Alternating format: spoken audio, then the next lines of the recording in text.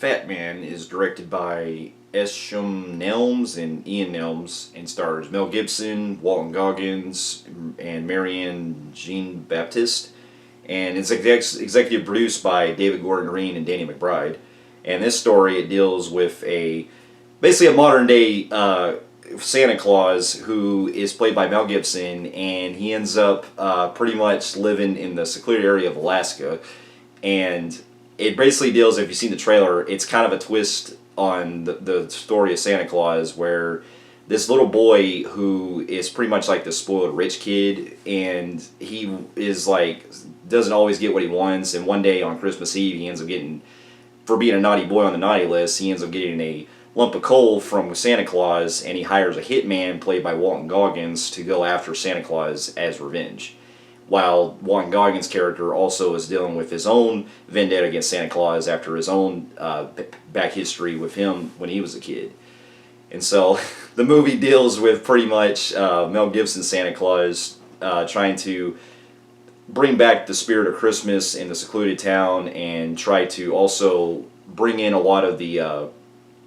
cheer and bring back the rule of what Christmas means. And he also, there's a subplot going on where he pretty much ends up getting contracted by the United States government, where they end up having to fund him for the U.S. military. They end up producing components, having him do a 2-month contract for producing components for a new jet fighter that's commissioned by them, and he hires his own set of elves to pretty much to work on it. And basically, it pretty much becomes, along with that, and a revenge story that deals with Santa Claus having to get into his confrontation with Walton Goggins. So here's a little backstory. Now, when I seen the trailers for this movie, I didn't really know much to expect of it. I've kind of thought the premise of it sounded pretty intriguing for me, because I've always enjoy a lot of these Christmas like R-rated type movies, and it's rare, it's cool to see them do like these kind of like different spins on the story of Santa Claus and stuff. And at first, when I saw the trailers of it, I thought it was just going to be Mel Gibson just playing just a regular guy who's just trying to be like Santa Claus. But as the movie was pretty much playing out, seemed like it was more than that, where it was actually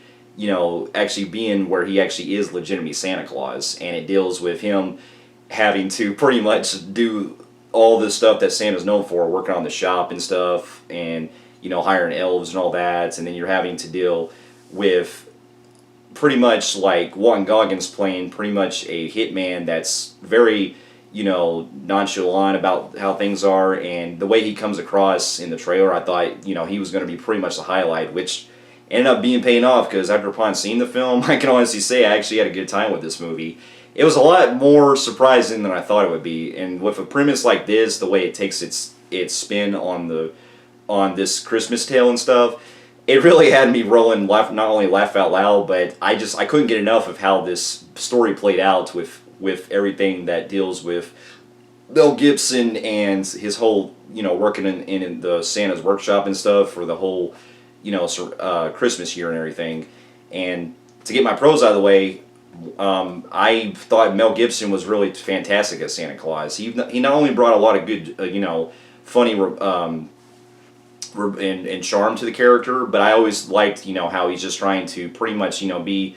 the type of Santa Claus that wants to do good for everyone and things like that, and try to, change things. And honestly, he's kind of like a more like nicer version of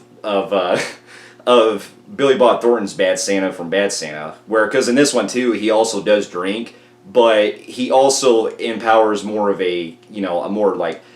positive image of Santa Claus, more where, like, for example, he'll be going to the bar and he'll be talking to someone to pretty much stay away from doing all this and stuff, because he knows about him, because he knows the person's name and everything, and just stay away from having a drink and all that. And it's just I just like a lot. I like a lot of the positivity that he brings to the character, and a lot of his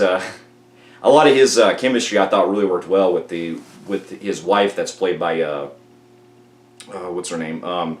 Marianne Jean Baptiste, who pretty much gives him a lot of the the positivity and advice in his life on trying to be Santa Claus and everything. And I just like a lot of the banter that him and her go back and forth with on how they feel about Christmas and the season of joy. And I also got the biggest standout for me the most is Walton Goggins, because I've always admired the guy and I find him a very underrated actor. And every moment he is on screen, he not only made me laugh out loud, but I just love how he plays it so like very serious, but it comes across as very dark. They play off a lot of dark humor with them, where pretty much if you know from the trailers or if you've seen the movie, how there are certain scenes where it builds up to where he's encountering people, and the way he describes stuff and the way he kind of makes the way he plays it off is just so like deadpan and everything is just not only great timing, but I like a lot of the remarks that he deals with the kid that hires him and stuff. And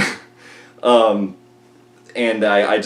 got to really enjoy a lot how he goes through like throughout the towns and stuff, and he's like trying to get geared and everything to prepare to go after Santa Claus, and just the encounters he deals with the townspeople. We're just they have me rolling a lot. And I got to also really appreciate the movie how it deals with kind of a very more gritty approach with this Christmas setting, because I love how it deals with it being set in this Alaskan area and everything. And I like the fact that basically in this version of the story, Santa Claus basically has to have his own way of trying to get by kind of unnoticed, and so he isn't like, because of like to get around with basically the funding and everything for his like his workshop and everything. I like how it plays off with him doing with the whole United States military and everything like that. Now there is some things they could have added with that, because there's it does kind of make you question, like, because it's kind of a pro and a con for me, because it's a pro in that I like that they took a spin on it with showing it on a more grounded approach. But at the same time, there's a con I'll get to in later that deals with more about Santa Claus, like him doing his own magic and stuff, which I thought was very underused. And so I'll get to that here in later. But my other pros out of the way, I can honestly say like there's a lot of good like